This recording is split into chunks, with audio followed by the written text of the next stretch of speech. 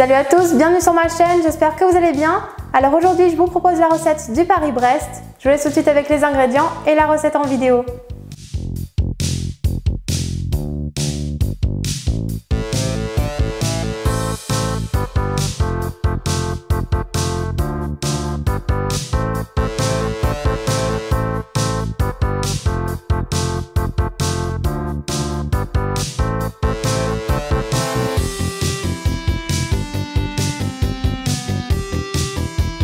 Dans une casserole, on verse l'eau, le lait, le sel et le beurre coupé en morceaux et on fait fondre le beurre sur feu doux.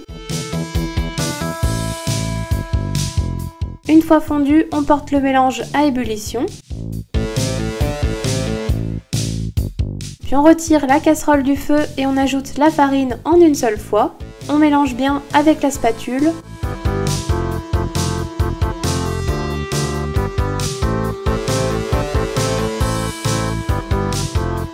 On vient ensuite remettre sur le feu en remuant énergiquement pour dessécher la pâte. Donc la pâte ne doit ni coller aux parois de la casserole ni à la spatule.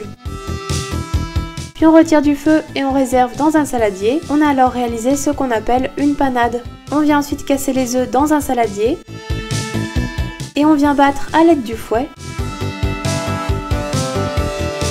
On incorpore ensuite les œufs battus petit à petit à la panade jusqu'à obtenir une pâte lisse et brillante.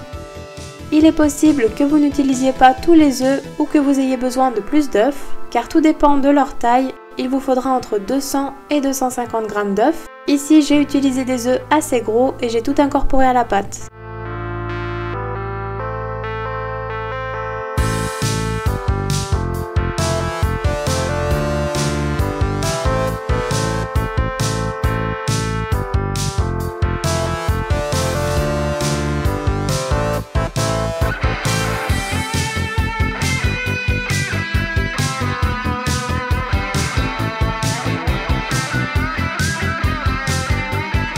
On réserve ensuite la pâte à choux dans une poche à douille munie d'une douille lisse. On prend une plaque à pâtisserie recouverte de papier sulfurisé sur lequel on a tracé un cercle de 20 cm de diamètre et on vient pocher un premier cercle à l'intérieur du cercle tracé.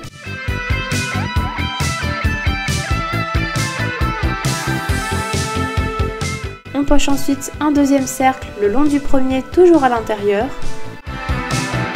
Et enfin, on superpose un troisième cercle sur les deux premiers. Et donc avec les restes de la pâte à choux, vous pouvez faire des chouquettes ou des Paris-Brest individuels que vous garnirez avec les restes de crème par exemple. On vient ensuite dorer délicatement avec l'œuf battu à l'aide d'un pinceau. Et on vient recouvrir avec les amandes effilées. On enfourne dans un four préchauffé à 180 degrés pendant 45 minutes. Donc la pâte doit être bien dorée, sinon elle retombera après la cuisson. À la sortie du four, on laisse refroidir sur une grille et on prépare la crème mousseline.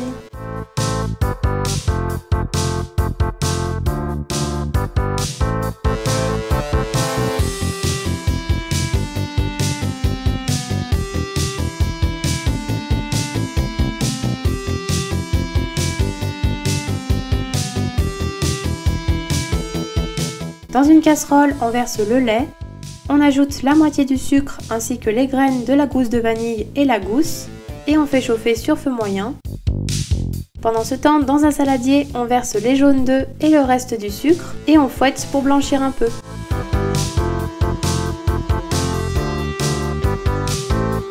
Puis on ajoute la maïzena et on fouette à nouveau pour obtenir une préparation bien lisse.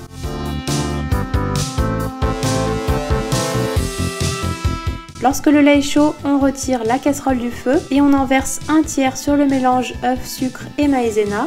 On mélange bien. Puis on reverse le tout dans la casserole avec le lait chaud et on fait cuire sur feu moyen jusqu'à épaississement sans cesser de remuer.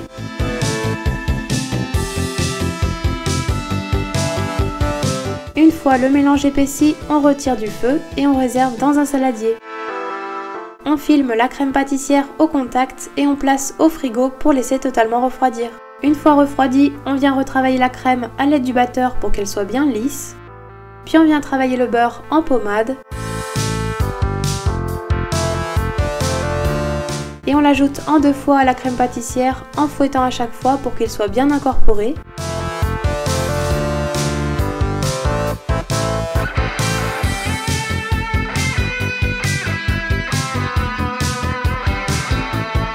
La crème doit être légère et mousseuse.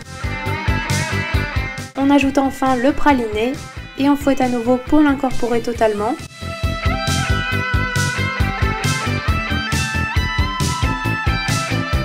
La crème mousseline est prête, on filme au contact et on réserve 30 minutes au frais pour qu'elle soit un peu plus ferme avant de passer au montage.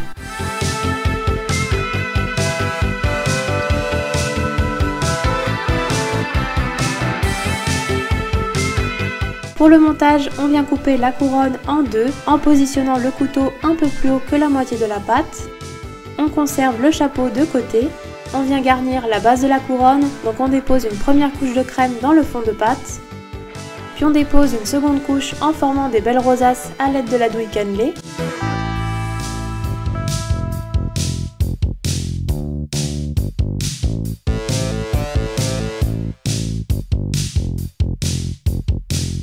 Et on met une dernière couche de crème sur les rosaces. On dépose ensuite le chapeau sur la crème. Et enfin, pour la décoration, on vient saupoudrer d'un peu de sucre glace.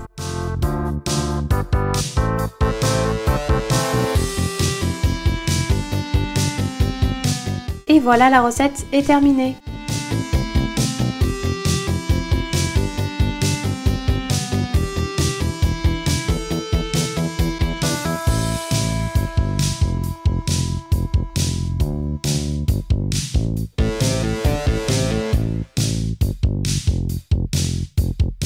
Le Paris-Brest est terminé, j'espère que la recette vous aura plu. Je tenais vraiment à vous remercier parce qu'on a atteint les 10 000 abonnés sur ma chaîne, c'est juste énorme. Donc merci à vous pour tous vos commentaires, vos messages, les photos des desserts que vous m'envoyez régulièrement. Ça me fait toujours très plaisir. Quant à moi, écoutez, je vous dis à très vite pour une nouvelle vidéo.